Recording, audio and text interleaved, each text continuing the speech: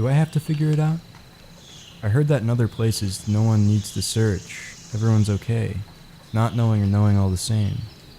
Those places don't exist, and that's exactly it. I am the existing. The question begged to dust, puffing around deliriously in the stars, which soak up all the light of my dismal, naive sincerity. Do I have to figure it out? Someone killed someone. It happens all the time. Blame speckled across the dragging skeletal cage, slumped into the right posture at the wrong time, or the wrong place at the right boiling point. Either way, the metronome of juices that spew holographic tropes of human emotion went askew in the criminal that, in his death, birthed loathsome purpose into the masses, which clamor, starving for justice without definition. The names buffet the scenery of my caring, only enough for me to forget them and remember that the play they rehearsed, they called it losing each other, seldom followed, if only by an encore, losing myself. Do I have to figure it out? When I'm dying, do I grow into the tinted shades of gold that besmirch the cable connecting my intentions and desires? Do I smell the sky's collusion with the air fleeing my veins? Do I risk wasting the moment and worrying about the risk? What is the representation? And who am I? My toolbox teems with versatile delusions, to change the subject, to lie awake at night, to cry and mean it, to love without checking where I've planted my garden of neuroses, to miss the process of beauty performing in the whisk of frivolous phenomena, to unconsciously ask questions to deny all answers. But as a master magician, capable of wielding each weapon of choice like a river steers its current, as a collector of gaudy tricks, do I have to figure it out?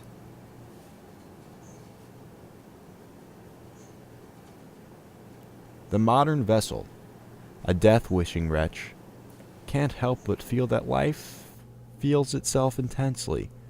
Dignity rested plainly atop a human fixture, and its persons all the way down. She tells me that for a clumsy, suicidal, immersive, dysfunctional metronome, I value life. I love people. I give life merit. No matter the torture it is to word it, I feel the mystery. I tend to the puzzle of assembling a coherent narrative from the ash-strewn holiday breeze of the Ora Salute, the palpable fashioning of metaphor in the lived puzzle of experience, the snow gaze into life's wonder.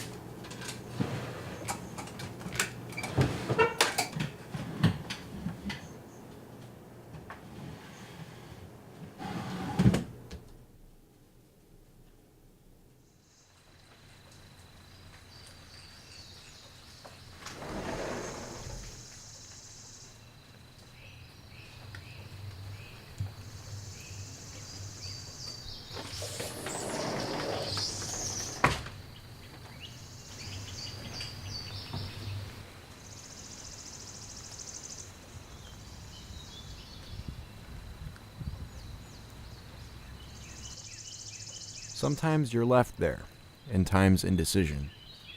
I never felt hungry. You've been everywhere, from the end of an empty stomach to the beginning of an empty hope. I never felt hungry.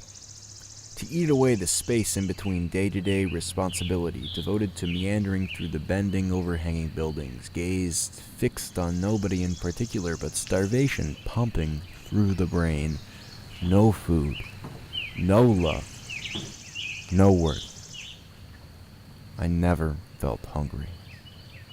To enter into the first year of the unknown, to experience the again that never was, I travel around the corridors of the dining hall of fetters, dumpster-stained blacktop tattooing the earth, resembling my vomited dreams, adorning the public restroom's paranoia with the invisible ink of figuring out who one is.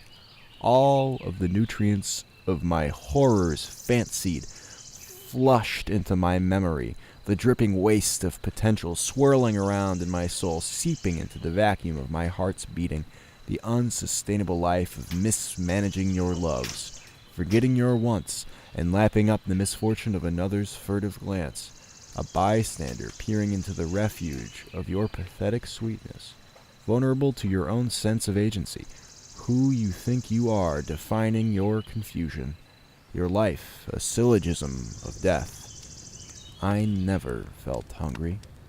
When your mind evaporates into the puddle of amnesia and when the torn tongue licks itself apart, how does one swallow the weight of the missing? The ruptured esophagus clenching frantic shame, I sustain my alias as one who doesn't matter, an unsustainable writhing in the sting of inverted energy, the meat of the body exposed, ripping away into the air, blood-soaked matter lifting out your throat into the refuse of human experience, fumbling into what makes a person, the misgivings of a past, the passion of the already gone. I never felt hungry. I threw up all that I had.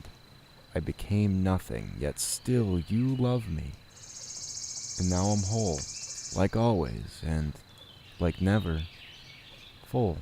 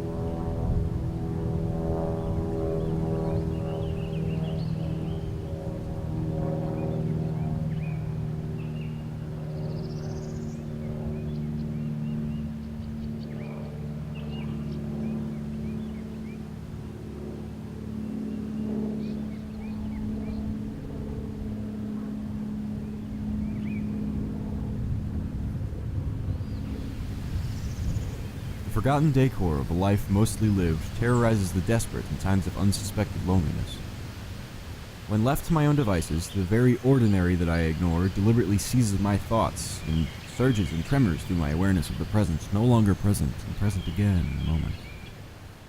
Dancing with dreams out loud. Expectation springs from memory, colors the fabric of hope, forms unshakable belief, tortures the impetus to act, and lynches the truth, unfurling right now in the awkward, unobserved breath. Reality marries story and the metaphor of living, A life adorned with a gaze and everything, supported by the nothing which cannot exist, and sailing through the hemorrhage of logic into God's secret stash of transcendent subjectivities. I am, and that's enough. The metaphor locks into battle with expectation, ambition grapples with resignation, the resultant suplex leaves the crimson stain of fear, commitment, and vulnerability as words etched into the canvas of my paperback novel. Humanity as the sleeper hold between chasing and fulfillment.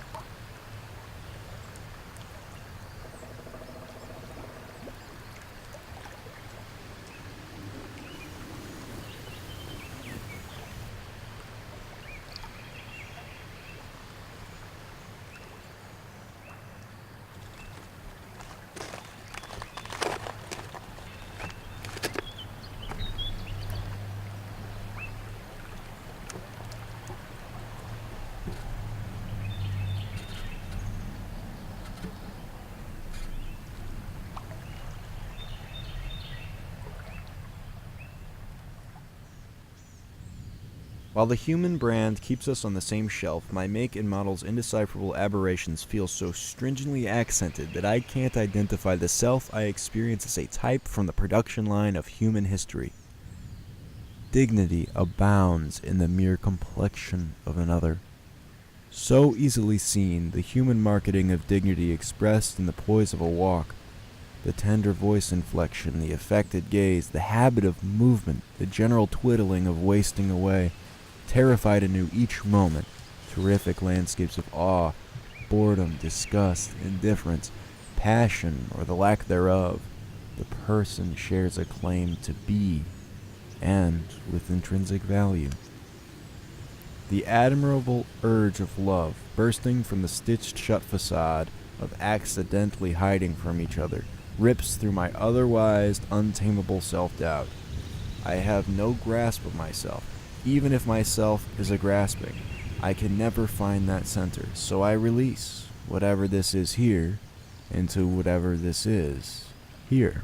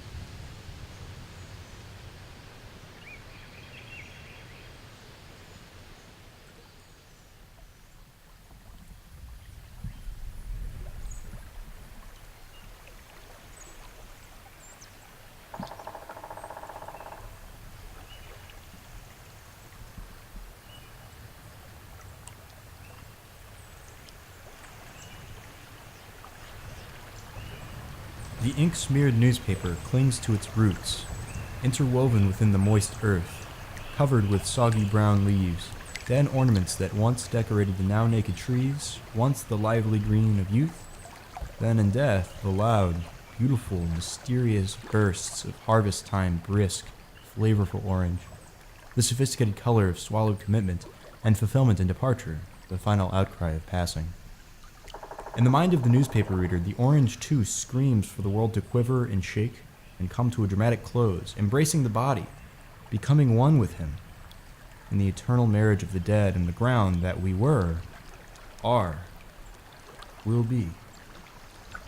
It can't be helped, a man's urge for it all to end, when end is all for him, the world to lay down its life in observance of one man's going. Patterns are conceived and, as said for all good things, must come to an end, like our enigma, autumn. Like our breath, our old habits burn out in front of us, and so much we get done, When we leave, we leave. So much done. The beer can of triumph over the trial of reality distorts the majesty of the scene, rolling over the dense terrain millions of years experienced as youth stumbles across the warning of wisdom's call, as it escapes the truth for giving up to remain green, to avoid brown fast approaching. Funny to see the lifetimes past staring off into the infinite stars that stare back at you for a moment, watching you disappear as they blink, enjoying you while you lasted, as you release all you are to become one with everything and to be observed, to act as soil for the coming fall's dying leaves, to dance again, for men who shall dance upon our dirt, to drink to nothing, for nothing, to read of their time, and to dream of ours.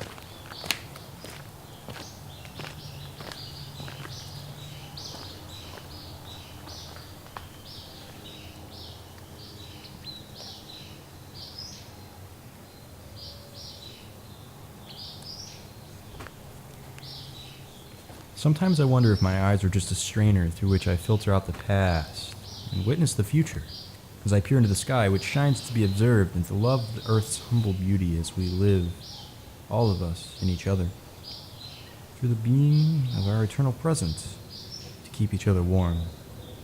I really am curious sometimes about where we start and where everything else ends. And like in prayer, I feel my austere grip on the air around me loosen as I spectate nature's sport of peace, reach out my being to be a part of it, to observe it and comprehend its yearning, as to be consoled by my world, to be made a channel of my Maker's peace, and achieve my highest purpose, to actually be alive, and to finally be okay.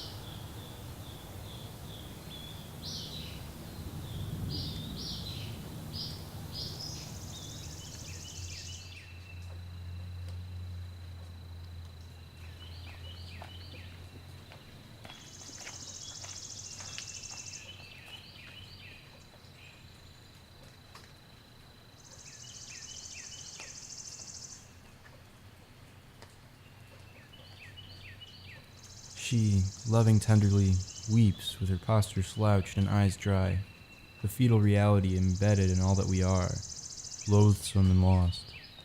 A spark in his head, dangerous, popping, performing its disappearance always to glimmer away. The human project, a life's collection of memories, twigs collected to keep the moment warm, burning away life in the dying of living, the death sentence of consumption, the moving of something outside to inside.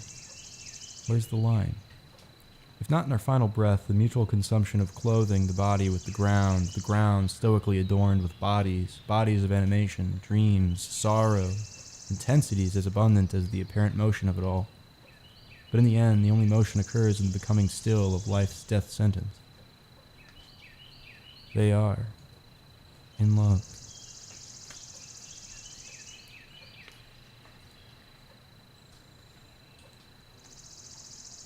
Shall you maybe tell me where I need to go? What I need to do? Oh, white flowers against your field of brown and faded green, you stand out almost as blue. Do I, too, stand out like you? Or is your blue hue even true? No, you're white, but I see how blue you can be. Love is a paintbrush, your heart as the canvas, set out to dash with pink mirth, swirling red passion, dazing purple strangeness, orange opportunity, vibrant green vivacity, yellow relaxation. And our canvas bleeds our emotions dry until they stick against your mind, too dry to peel off easily, and so we are stuck in our own ways, set in our faults, and all a man can do is love. Love what he isn't, for those he isn't, because one day he was. And one day he will be the tabula rasa of our world, God's blank slate.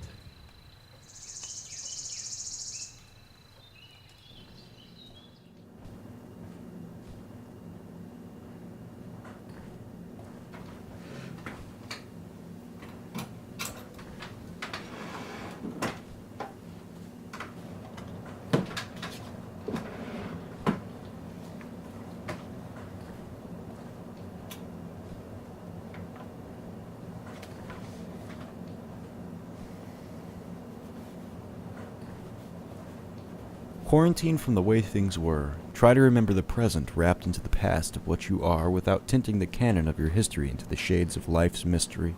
The lonely, desperate plea to weave together a basket of misshapen events screaming out of the dysmorphic pile of your human parts, twisting through time, forming the person who yearns. The space looking to be filled with the pattern of dreams fulfilled as seen in the fiction of characters pretending to lead our same lives. A decision implies knowledge of the effects of each decision made. When we can't know the coming from the going and the sequence of random toys playing with us and our determined sense of free will, spiraling our fault into a web of consequence, no one does wrong, but everyone hurts.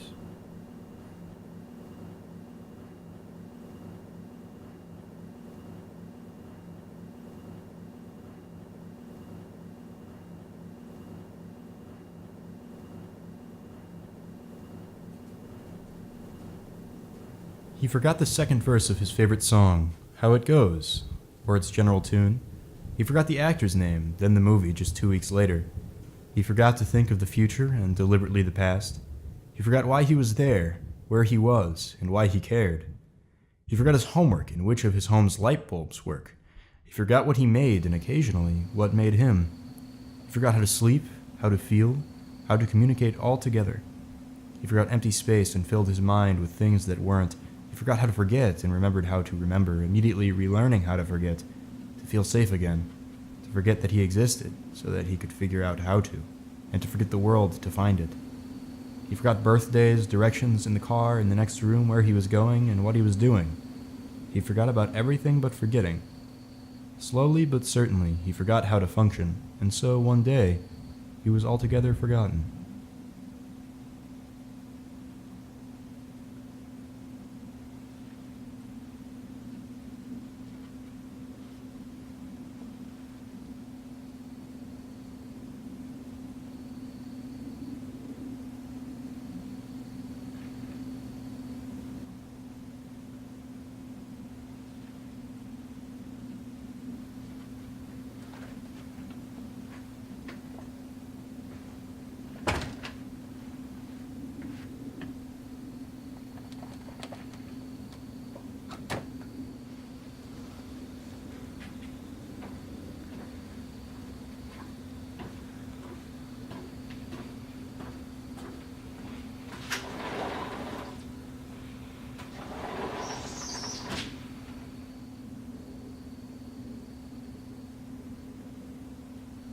I lie awake, waiting to hear the world, waiting for some celestial call.